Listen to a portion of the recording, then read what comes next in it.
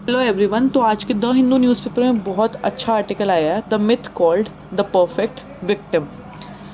तो बेसिकली ये the famous Tarun Tejpal case के ऊपर बेस है, जिसके अंदर तरुण जो तेजपाल था वो तहलका मैगजीन का एक फॉर्मर एडिटर था। इसे अक्यूज करा गया था ऑफ द सेक्सुअल असॉल्ट, एक अपना फॉर्मर एडिटर के लिए। तो बेसिकली उसे एक्विट कर दिया गया था, बट हाई कोर्ट ने इसे रिवर्स करते हुए इसे एक परवर्स जजमेंट बोला। परवर्स का मतलब होता है something that is so illogical और something which is of wrong opinion. Basically इसमें अब जो भी हम आर्टिकल आगे पढ़ेंगे उसके अंदर एक नेल्स क्रिस्टी का कॉन्सेप्ट है कि एक हमारा मिथ क्या है एक परफेक्ट विक्टिम होने का। क्या एक विक्टिम को रोना पड़ेगा, चिल्लाना पड़ेगा या एक सर्टन वे में एक्ट करना पड़ेगा कि उसे कोर्ट बिलीव कर पाए। तो सुप्रीम कोर्ट ने कहा कि नहीं, this is the myth of perfect victim. तो 1986 के अंदर निल्स क्रिस्टी ने कॉन्सेप्ट दिया था कि आइडल विक्टिम को हम कैसे कैसे मान सकते हैं। यहाँ पे कॉन्सेप्ट्स हैं। पहला, वो एक वीक वल्नरेबल सिचुएशन में होनी चाहिए।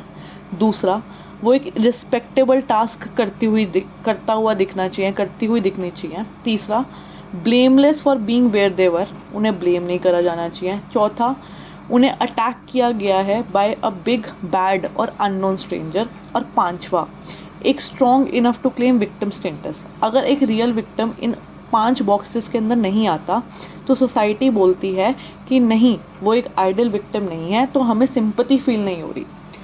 तो अब तेजपाल केस के अंदर एक क्वेश्चन कोर्ट ने बोला था, जब ट्रायल कोर्ट ने बोला था कि सर्वाइवर ट्रॉमा क्यों नहीं शो कर रहा है, वो इंसिडेंट के बाद स्माइल क्यों कर रही है, वो रिएक्ट क्यों नहीं कर रही है इन अ सर्टन वे।